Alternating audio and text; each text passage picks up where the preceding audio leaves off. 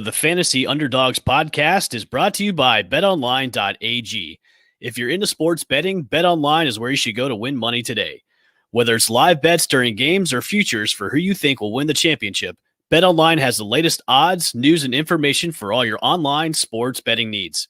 Visit the website today or use your mobile device to join and receive your 50% welcome bonus on your first deposit. So before the next big game, head on over to BetOnline and start playing today. BetOnline, your online sportsbook experts. And now, the Fantasy Underdogs podcast.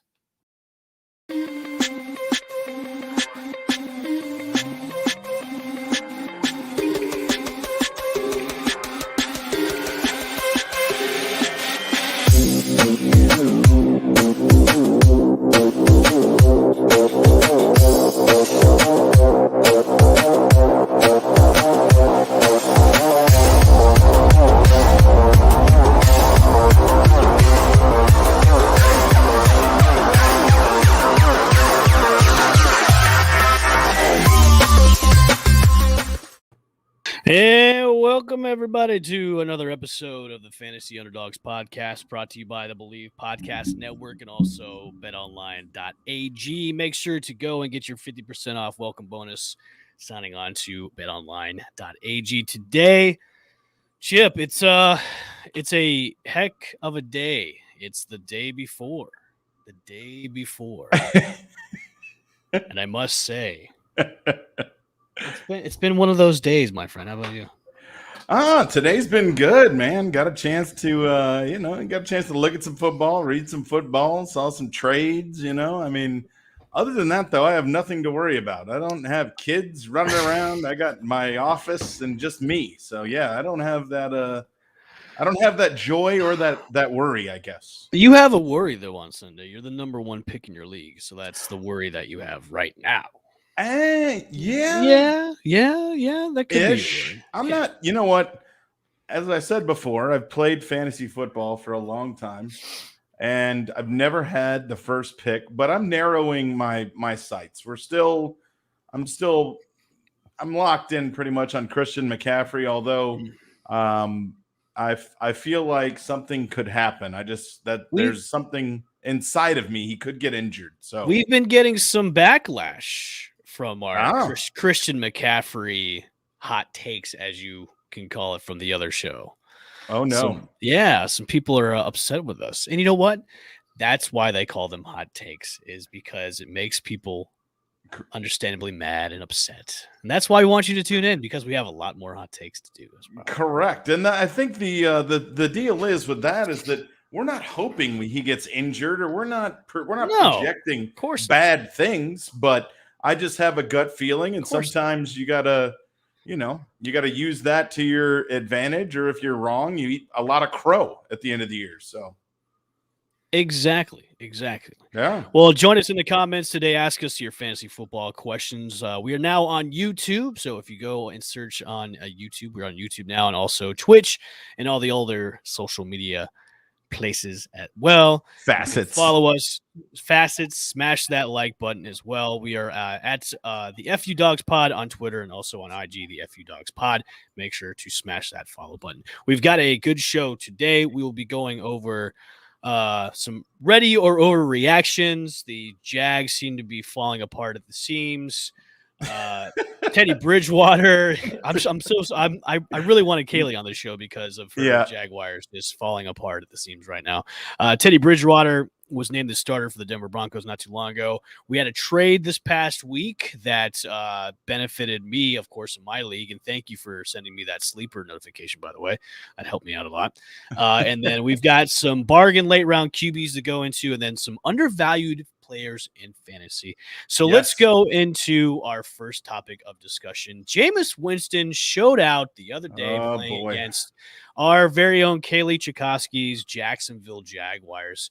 He had a $138, 2 touchdowns, and then he played one half, and then it just set social media ablaze saying Jameis Winston is the starter. It's all over. Taysom Hill is going to be, having the clipboard in hand, but of course we'll see him probably in some wildcat formations. Yep.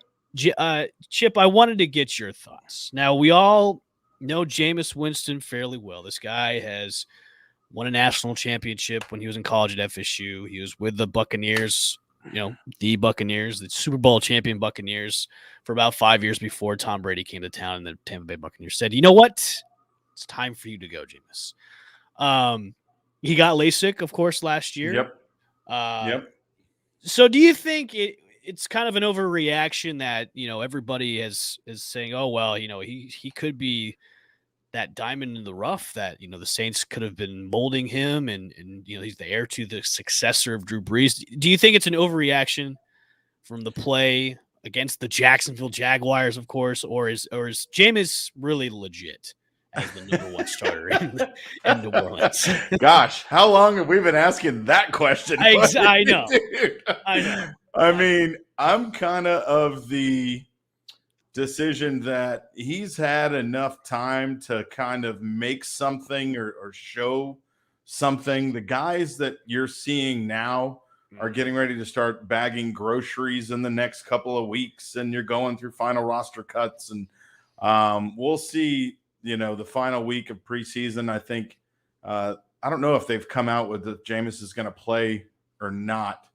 this weekend. As of right now, they're saying he's not. Okay, so he's probably done. Right. But and now saying that he's not going to be, playing in that final preseason game, doesn't that indicate, hey, he's the starter, even though Sean Payton is not, naming anybody yet? Yeah, I mean, that's what my thought would be. And I think if Jameis Winston, personally, I think if we would have seen something personally, I think by now. He's doing this with a lot of not unknown guys, but just he's not going to have Michael Thomas. He lost Adam Troutman, rookie tight end, who was, supposed to be showing promise, but really hadn't done that well. He's going to have Kamara, and Marquez Callaway is the one guy he seems to be developing rapport with, whose stock is just going through the roof right now. Yeah. In fantasy football drafts, just because of that one game against the Jacksonville Jaguars. Well, yeah, and you know what? I was just trying to find him real quick.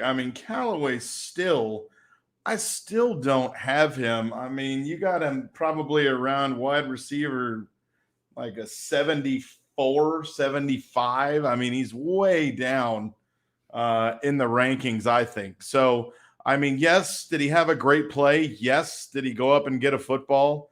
He will be out there. Other names, Traquan Smith, I know he's been injured. He's still going to be out there. He knows the system better. I think he's got a better shot to break out, but we'll see. I think the beneficiary of all this is really going to be Kamara. He's going to be really dependent on this year to keep the Saints offense moving. And hopefully once we get in the game situation, you'll see if the old Jameis will show his make an appearance and see the interceptions come up. As the great Thanos would say in Avengers Endgame or Avengers Infinity War, I am inevitable. And that's what we're inevitably going to see from, I can't even say that word right. Wow. From Jameis Winston is the old classic Jameis Winston. Like once we get into the season, if he's named the starter, yeah, we all know what he is. He's a turnover machine, like LASIK or not. Like, that's who he is. Will he be the starter? Probably, most likely. And will he be out there majority of the time? Most likely. Will Taysom Hill will be in there as well? Yeah, I think so as well. I think Taysom Hill is going to be that we've talked about this on our previous shows. He's like that Swiss Army knife where you can pretty much put him anywhere. And that you can look at this whole situation they have in New Orleans is okay. They may not be that bottom of the barrel team that maybe a lot of people thought they were going to be after Drew Brees left. They'll probably have that second place spot, or maybe battling it out with maybe Atlanta for second place. But, if anybody's surprised about how he played against the Jags, he shouldn't be. We've seen this before where, Jameis will light it up, and then next week and he'll come and throw in like 4 picks. So don't be shocked by this play. Don't be shocked by, especially going against the Jaguars. Like, don't be shocked at all. You shouldn't be. So, if you're looking at a fantasy value at Jameis Winston, he's maybe definitely some guy you could maybe pick up in later rounds as a QB if you're looking for that, guy to fill in for bye week or whatever. But I think, time will tell as the season goes on if this whole experiment with him as the starter in New Orleans will pan out, or if we're just going to see the same famous Jameis as we did in Tampa Bay. So, dude, what do you think, though? I mean, he's got a QB out of 32. He's in the bottom. Dude, he's 23 or 25. I mean, somewhere probably where I'd slate him. And, I mean, you can still, in the mock drafts that we've done and seen, you still get guys. There are guys like Matt Ryan who's not getting drafted. There are guys, Trevor Lawrence, Ryan Fitzpatrick. Those are all guys I would still take. Right. Fitzpatrick, maybe, that'd be close. I'd probably be around the range. I'd probably take Jameis Winston, but I think you could find definitely some better depth other than Jameis. I agree as well. I mean, yeah. It's a good segue, too. I mentioned the Jacksonville Jaguars. Travis Etienne is out for the year. The Jags apparently are not awful, dude. I know. I'm glad I didn't draft him in this past Sunday's draft. That's why you don't draft early before the season starts. That's right. Also, there's been reports that players are also upset with Urban Meyer. It seems like the ship has already have holes in it. It's already sinking already for 2021. And I put that little tagline, Jags first pick in 2022. Possibly so. It could be. They could have the first number one overall pick again. What do you think, Jim? I mean, Houston is probably on a crash course with that one, I think. I don't know, but I say Jags will Houston will win more games than Jacksonville. Oh God. I don't even know. I mean, I don't know how that's possible. It could be. I just think Houston is really, really bad. Trevor Lawrence is also he knows that he's lagging right now, and he's even said in his press conferences after, he knows he needs to pick it up a little bit. The offense, though, I mean, you have Robinson still in the backfield, for the Jags. So, I mean, it's not, you wanted to have a 1-2 punch. They have Carlos Hyde, who, I mean, I don't know who has anything left. Maybe he does, but Robinson now will get the bulk of the carries, which that bumps him up. I mean, in fantasy, he was lower. Now, he's probably an RB 22 or 23, somewhere in there. That's kind of where I see him. Actually, 21 is probably where I'd put him. But you'll see. I mean, I think this is a team that's going to win more games than Houston. I just don't see the players they have. Marvin Jones Jr., they've got some guys, Laviska Shenault Jr., they've got some other offensive pieces that can get the ball down the field.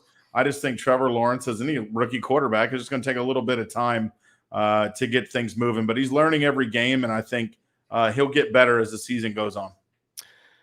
Yeah, there's a still picture that's floating around on Twitter right now that looked you remember Kayla Maroney, that gymnast where she just went like this when she won like silver? Yeah. It was just like that, where Trevor Lawrence just looked like that. Like, oh my God, I wish I would have stayed at Clemson instead of coming out for this. Yeah, well, it is what it is. He's still, I mean, I still have him going, dude, he's almost the top 15 quarterback, I think, because Jacksonville will be behind. He's going to have to throw. Laviska Shenault, I think, should have a good year. Marvin Jones Jr. should have a good year. So they've got some other offensive weapons. Yeah, but could they be that bad, though? I mean, if Who, players Jacksonville or Houston? Yeah. No, Jacksonville. I think Jacksonville's better than Houston. I mean, really? Hands down. I think Houston's better than Jacksonville. I don't understand that. I know there's uncertainty about the whole quarterback situation with Deshaun Watson, but I think Jacksonville's just headed down a deep pit of misery for this whole year. If you tell me that I don't believe Trevor Lawrence is better than Tyrod Taylor. I don't know because I've only seen a sample size of Trevor Lawrence. Well, I mean, Tyrod Taylor has been in the league for a really long time, and I think there's no talent-wise, I mean, just athletically speaking, Trevor Lawrence far exceeds Tyrod Taylor. Now, NFL experience obviously is going to go to him, but I mean, can you name a Texans wide receiver besides Cooks? That's a negative. Yeah. On that. So Yeah, I mean can't. that. Okay. Well, Yeah. that, and then I mean I understand they do have Philip Lindsay and they have some other guys that can run back there, but offensive line's already been a huge problem for them, and we'll see Okay. what the story is. And then on defense, I mean you're really in trouble there. I mean you're really in trouble there. Well, they So, traded away all their best guys. Yeah. But So I mean I mean I think Kenneth and Kenneth saying 4 or 5 wins. I mean that sounds about right. I say 3. No, I mean We'll see. I mean, I think Houston has a really good chance not to win one football game this year. Okay. I think. Well, I'm glad that we have this on tape because then we can revisit this at like the end of the year. Hey, if you revisit the tape 30 days ago, somebody called Sony Michel going to the Rams, which brings us to our next topic. Look at the segue. I'm gonna let you take this away, my friend, because you were right. Oh, you hit it right in the nail. I mean, this was a call that we talked about right after Cam Akers getting injured, and we looked at some running backs that were obviously coming to the tail end of contracts or teams that had a plethora of backs. Did you say a plethora, Jefe? You said it perfect. You said that word. So Sony Michel was one of the guys I thought that might be let go because of Harris and James White, and now the eruption of Ramondre Stevenson. So yeah, he was got the trade. I think he went for a 4th and a 6th. I thought he might just go for a 4th, but he went for another pick. So Sony Michel, I think he's still way out of range for fantasy players, but for Henderson, I mean, now you watch and his stock takes a hit a little bit. He's still RB, he's in the 20s, I think 22, somewhere in that ballpark. But watch the transition throughout the season and see if Sony Michel gets more carries, maybe he becomes fantasy relevant. I think he does. He's a better passing back. We all saw that when the Rams played New England in that Super Bowl. He scored a touchdown on him. So what better way to, get a guy that beat you already is to bring him over. I want to say thank you, by the way, because as the waiver wires opened up on my fantasy league, I scooped them up, and then I had like 3 people text me going, "Oh, thanks for scooping up Sony Michael before I could." I'm like, "You're welcome. Maybe you should have alerts on your phone or have friends that do podcasts with you have alerts as well." And then I dropped Xavier Jones, my write-in from the draft, pick up Sony Michael. which you knew was probably going to be a bad pick anyway. So I know, and I'm glad. All of us, you know what? The stars aligned for that whole situation to happen. Yep. So I feel better now. You did the right thing. Now you got the guy, the Rams, and you know what? I looked at the segment we did a month ago, and I said the Rams' offensive line was kind of in shambles. It's gotten better. They did get some free agents, and they did. I mean, I still think obviously they have some work to go, but they're projected really well by PFF, so should be able to open up holes. Hopefully, give Stafford some time. But yeah, running back Henderson still looking good, but he does take a hit with Sony Michel coming over. I like the trade that they did because he's going into a situation where Stafford's he's a better upgrade from what they had with Jared Goff. He's a guy that can read defenses. Because when Jared Goff was there, McVay was like telling him, "Okay, this is the defense you're going to be facing. This is in the ear. Okay, they're lining up this way." Stafford knows how to read defenses. He's got a semi-big arm. He just has to stay healthy. I think this is a great upgrade on their running back situation. Yeah. Now time will tell if he takes over the top spot, or if he's going to be that number 2 guy, but he's going to be more the passing back, which he is. Yeah, and we'll get a chance, like we said, to see that, and hopefully for Sony and Kaylee even said on the show previous or a month ago, this is really the best situation for him as a player because you kind of get the opportunity in a contract year to kind of reinvent yourself. And, he's a graduate at University of Georgia, and he, hopefully gets out there and go get his next contract. So there was a announcement, I believe it was yesterday, the Denver Broncos had named Teddy Bridgewater starter for the Broncos on week 1. Do you think it was time? Do you think this is a good move by the Broncos naming him starter over Drew Lock? Now we all saw Drew Lock last year and the year before that. He struggled a lot. He's been injured a lot too. This might be a breath of fresh air for the Broncos offense, which has a lot of talent. They have a good defense and a good number of wide receivers and running backs. Do you think this is a good move by them to name Bridgewater number one? Well, yeah, I think Bridgewater just won. I mean, in a good competition, and he just outright took the job. And I mean, Drew Lock is still a quarterback who's growing. He will learn from Teddy Bridgewater, but I mean, this is an offense that could really break out. Jerry Jeudy at this year's training camp has been all over the place. Sutton is back; he's going to be healthy. Noah Fant, I heard, has a lower leg injury, but he's supposed to be fine. We saw him at the combine, so we all got a chance to see, how great he is. So, this is a great offense. I'm hoping that this will bring him together, and hopefully, Teddy Bridgewater will be the guy. I had Jeudy stock in fantasy drafts mid to late rounds because of the uncertainty about the quarterback situation in Denver. This makes him bump up a little bit because, Bridgewater is the type of guy that can thread the needle. He doesn't have the big arm, but he's going to get you the ball. Bridgewater's the guy who could thread the needle. You said Jeudy. Oh, I'm sorry. No, it's all good. Teddy's the type of guy that's he can can thread the needle and get you those passes that can be on the line. I think this is a good thing. It's a good thing for fantasy stock all the way around, especially for Jerry Jeudy, who, who could be a number one. He just needs somebody to throw him to. So this is great. This is great for me. I think John Elway's not relying on an old age quarterback now to come to save the day. I mean, Bridgewater's still relatively young. Bridgewater, needs to get that shot. I mean, with Carolina, he was thrown into a position where he had no CMC. He had to make do with what he had. So it's good. This will be the best. This will be good weapons for him, and this will be.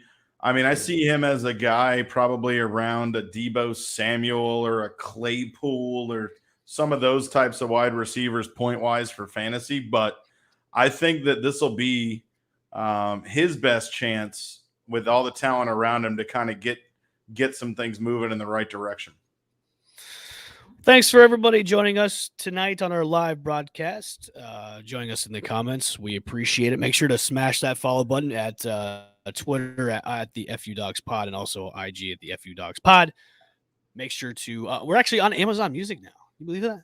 Amazon Music under the podcast section. Yeah, you can search the Fantasy Underdogs Podcast on Amazon Music, and we're on there right now. So subscribe, listen, and share.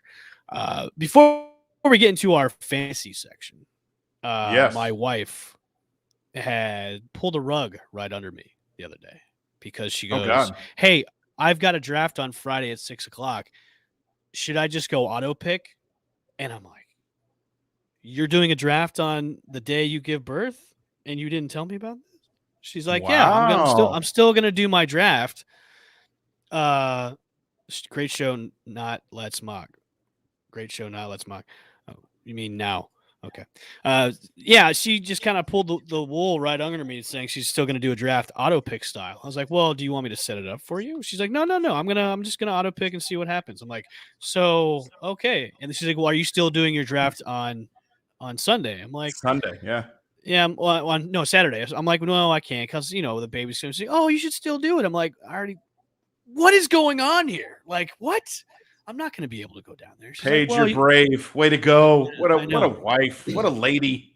But I still have a draft on Sunday. But on Sunday. It's online. It's not going to be in person. So I can't. I'm the type of person that if it's an in-person draft, I have to be there. I can't do the remote thing. I can't. I understand that. I think most people who do fantasy are those types of players. I know I am. There's no way to do it. I know. So COVID hurt us. Mm-hmm. When the COVID hit, it was just a weird year for drafts. A lot of people didn't show up and did remote. It was very time consuming. Just like the draft on Sunday we had, it was very time consuming because we had two people not there. It was like getting them on the phone and texting. It was just madness. I hated it. It's no good.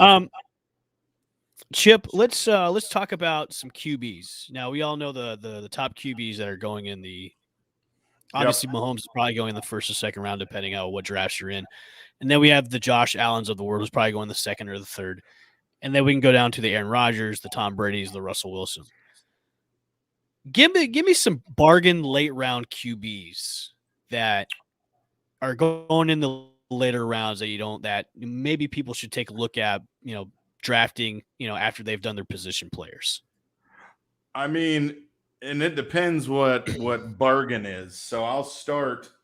I think that probably the lowest I would look, or kind of where I have guys ranked, is probably Teddy Bridgewater, down like Okay. QB 24, QB 25.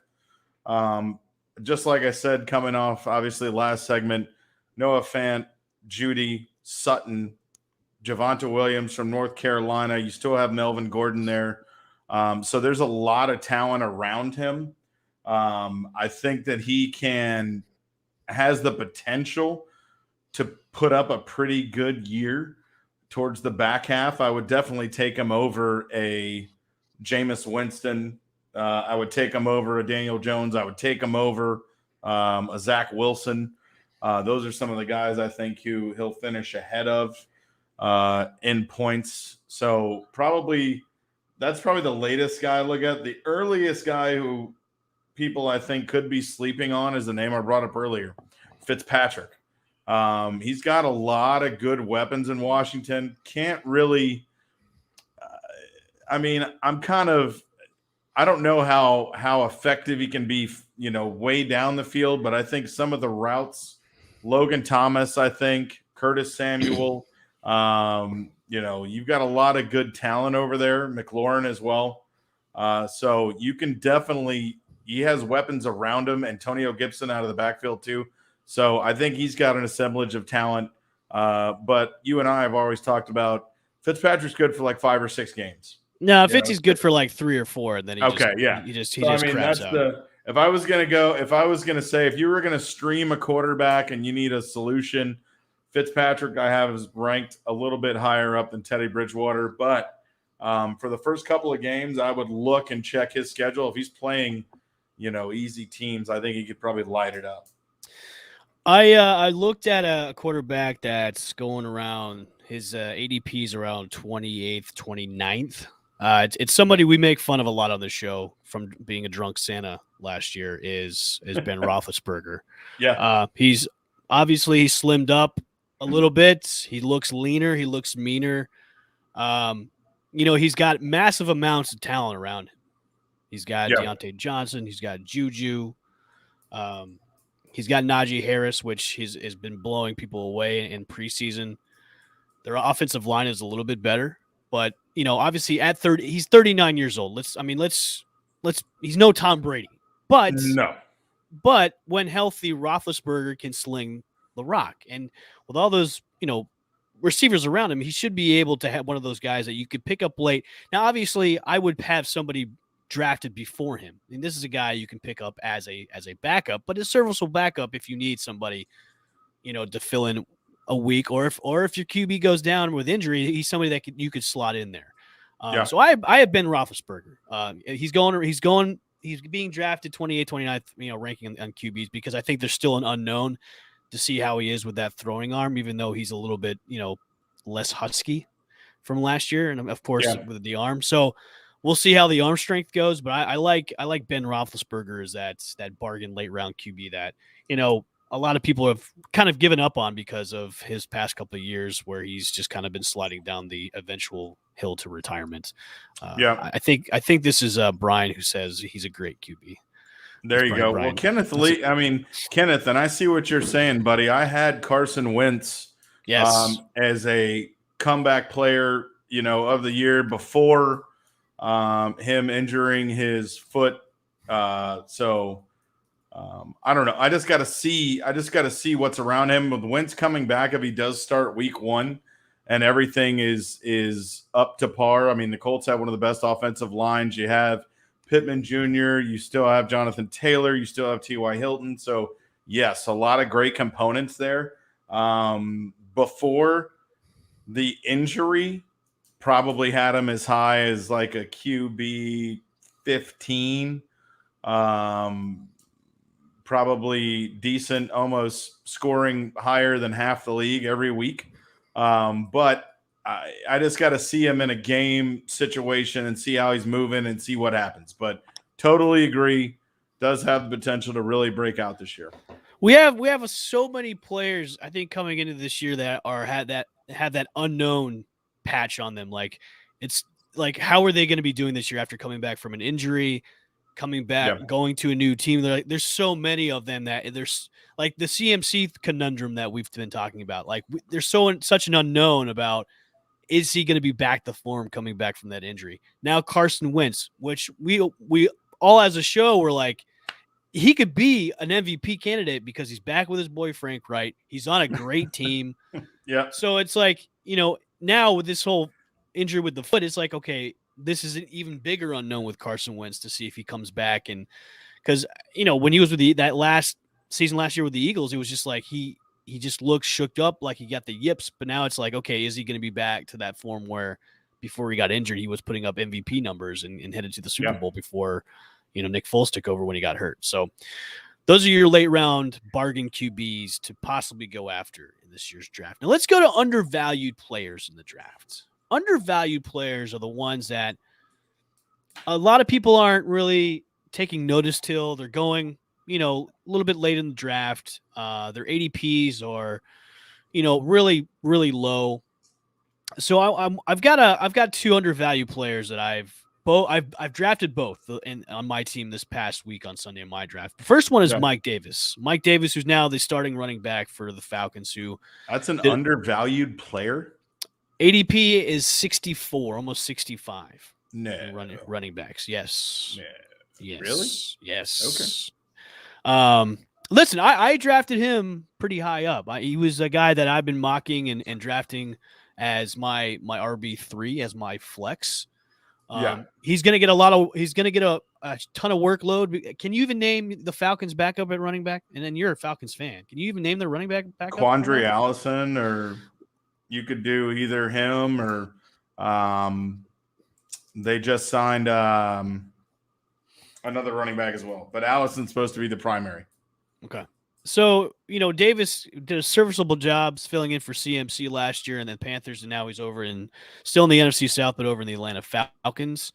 He's going to get a ton of work. I think last year he averaged about three and a half, almost 4 receptions, and then about 25 yards per game, receiving yards. But this is a guy that, I like. I like him. I like him in the backfield for Atlanta. I think that's some guy. If you drafted your first 2 running backs as your RB1 and RB2, and if Davis is still available as your RB3, take him, snatch him up, because I think he's going to get a lot of touches this year. He's going to be good in PPR. So Mike Davis is a guy to take a look at in your draft as an undervalued running back. What do you got, Chip? Undervalued. When I hear that, I think of players that no one is giving them value or respect, and they're planning to come out. So, just looking from a value standpoint, Will Fuller is going to be somebody who's just missing 1 game from PED suspension, and he's getting drafted in almost the 9th or 10th round. And this is a guy that's typically a number 1 wide receiver, and when he's on the field, very electric, has always played. So if you can get a deal for him, you can find him and you can pick up some points very, very quickly. He's just going to miss 1 game. So if you draft strong in a wide receiver league and you can pick him up and sit him a game, I think that you'll definitely get some value there. So right now, his ADP is getting drafted in the 9th round.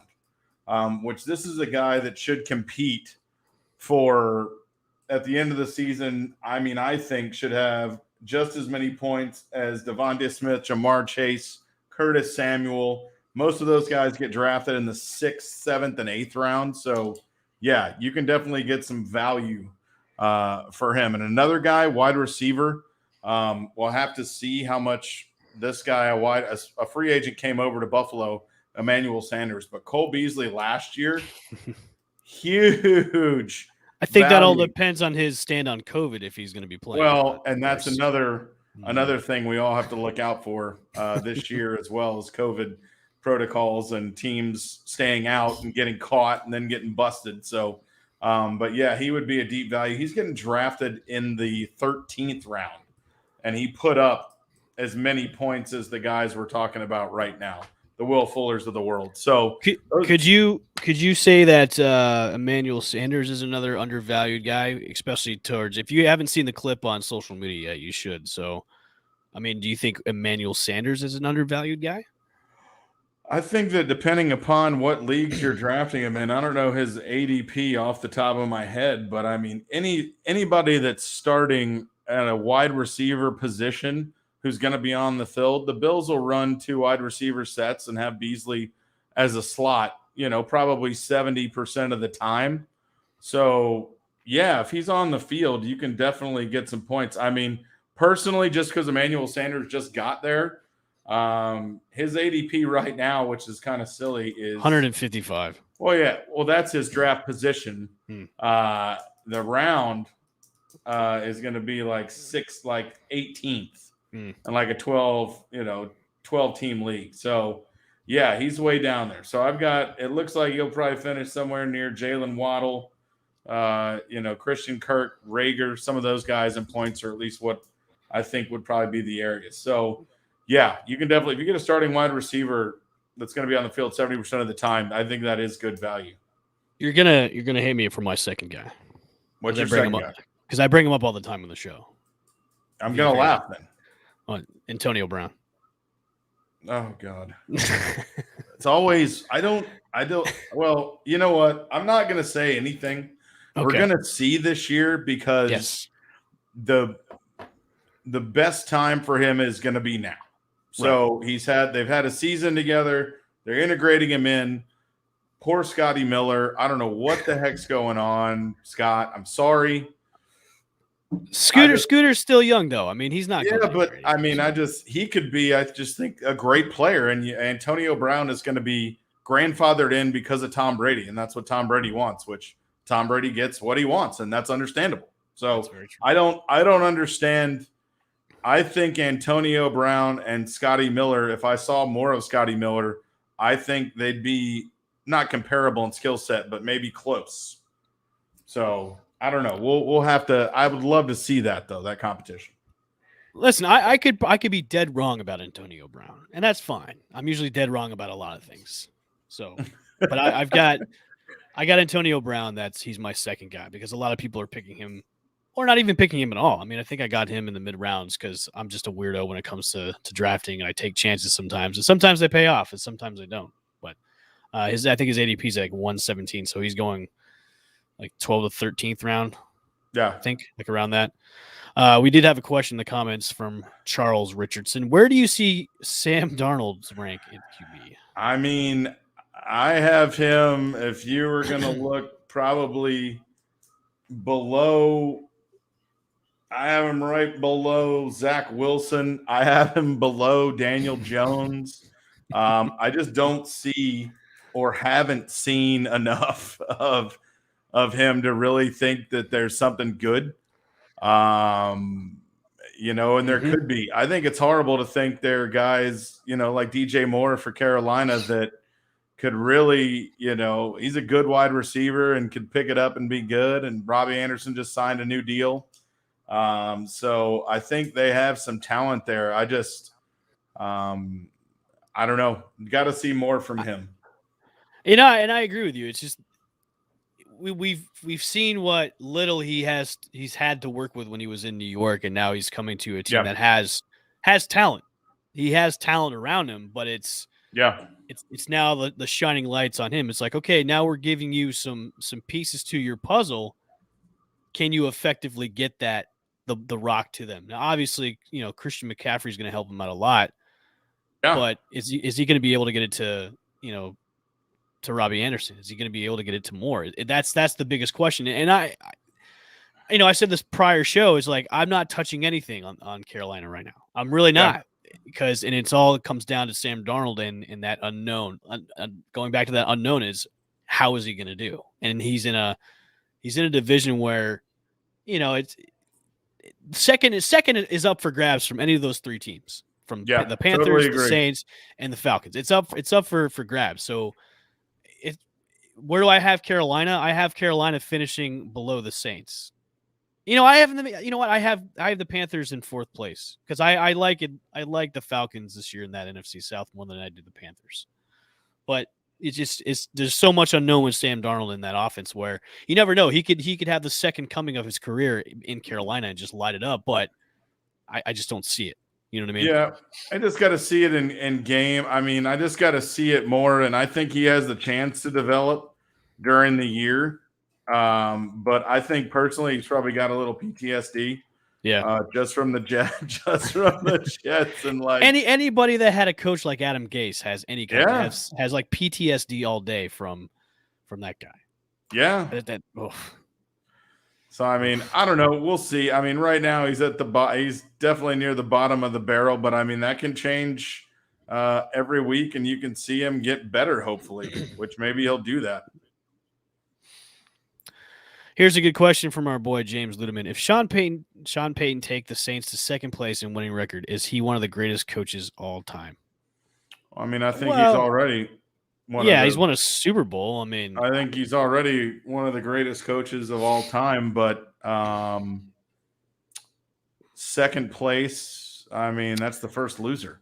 Yeah, no. So, yeah, I mean, you're not getting a participation. A great coach, but we'll see. You're not getting a participation trophy at second place. I mean, unless you're like the Bucks and place second and won the Super Bowl, maybe but I think about it like this: is he had Drew Brees, obviously, who's going to be a first ballot Hall of Famer probably, and he's going to have to deal with Jameis Winston now. The Patriots obviously lost Tom Brady. They have someone like a Cam Newton, and then the Saints have Jameis Winston, which is maybe similar in traits, just a little bit younger. Okay. So he said with the Saints team, I mean, taking Jameis to a winning record and a wild card. No, I think that just says he's a great coach. I don't think he's one. I mean, you could put him in the conversation as he's one of the greatest coaches of all time, but he's outside of that top five. I mean, he's a great coach, but no, I wouldn't say he's like the greatest of all time. He's doing his job. He's molding a quarterback to be a good player. I just don't think he's in that top five of the greatest of all time. You could put him in that. Oh yeah, he's a great coach. He's one of the greats, but he's not one of the greatest of all time. Yeah, and I think Sean Payton has a good ability to work in Taysom Hill, and defenses have to plan for Taysom Hill coming in and packages around him, and then you use Jameis, and Taysom plays tight end, and so I think he's a really good user of the talent around him. You know what, Chip? I would love to see Taysom come in, start, and then Jameis is like out at tight end or out at wide receiver, and that just gets leveled. That could happen too. Well, I mean, Taysom Hill's a pretty big boy, and what is he, 30-something years old? I mean, he knows how everything's going. He knows how it's played. So, he'll protect himself getting a big ball or getting a big rock or whatever he gets into. But James also said Mac Jones starting for the Patriots rush out. Everybody has said that, and I told you, L. Bushman, a couple days ago, now that Cam Newton has done his COVID mistake or stayed away or whatever, I think we pretty much shut the door on Cam Newton. This last preseason game, we're going to see it. If Mac Jones goes out and does great, I think you have seen the last and heard the last of Cam. See you later. Got to go by, but we'll see. Yeah. I mean, I don't know. The Pats, drafted him for the reason is to be the future of the throne. I mean, obviously it's not going to be Cam Newton. I mean, Mac Jones is more of a Patriots type style quarterback than Cam Newton is. So yeah, we'll see. We'll see if he can show out on that final preseason game. Well, I mean, they haven't really gone to the young guys since Drew Bledsoe got hurt and Tom Brady had to take the reins. And I mean, that's true. It's been since then. It's almost like a circle. It goes around and around. Circle. It goes around and around. Cam Newton gets the COVID snafu mix up, and then Mac Jones comes in and saves the day and everything. Everybody, the teams now, you've heard that Tennessee's had more players report positive, obviously, since playing the Bucks. Mm-hmm. So they're in a bunch of COVID protocols. Buffalo had Isaiah McKenzie, I think, Who got fined? who got fined. Yep, he put his fined. NFL fine letter on Twitter, I think. Mm-hmm. He did. I didn't read the whole thing, but I think he put it up there. So you're going to see, man, these players, they're going to be held accountable, and they're supposed to wear, I think, tracking devices, aren't they? Yeah, so I think one of the policies is if you are not vaccinated, you have to wear like a certain bracelet that tracks it. And if you are, I don't think you have to wear one. And if you're not vaccinated, you have to get tested every single day. Yeah. And yeah, yeah. So just, I mean, I know the Bills are at 97% vaccinated right now. Yeah. So Vrabel got COVID, Tannehill got COVID, and a couple other players got COVID. Your Falcons are at 100%. I think Seattle's at 100. Like most teams are almost at 100% vaccinated. So, but yeah, you're going to see these from time to time during the season. And if you're in the fantasy leagues that we are in, you have to take the proper precautions about getting those backups in when your guys have gotten that COVID stamp. Yeah. So I know that we had a COVID spot last year, and I actually did not ask our lead director if we were going to have one this year. It's set up to where I don't think we will, but we have a second IL in mine where it's for a COVID spot. Really? Yeah. I mean, you got to play. You got to plan ahead, man. Well, yeah. Well, what do you think? I know still Deshaun Watson still get. I think did he get drafted in your league? He did. He was like a late round pickup. I think he was almost to the end of the draft. He got drafted. Any value do you think there in grabbing him? I mean, if your team is stacked to the hilt, do you think you would take Deshaun Watson as your last pick?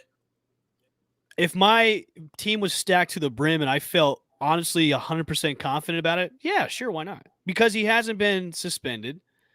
The NFL hasn't stepped in yet. The legal proceedings haven't started yet either.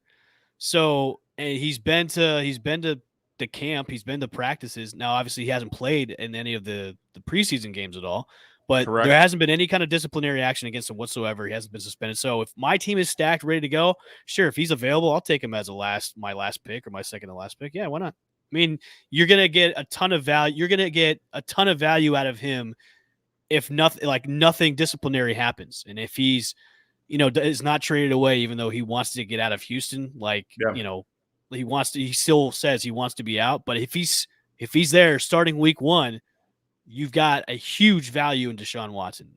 And that makes Houston a tiny bit better with him at quarterback.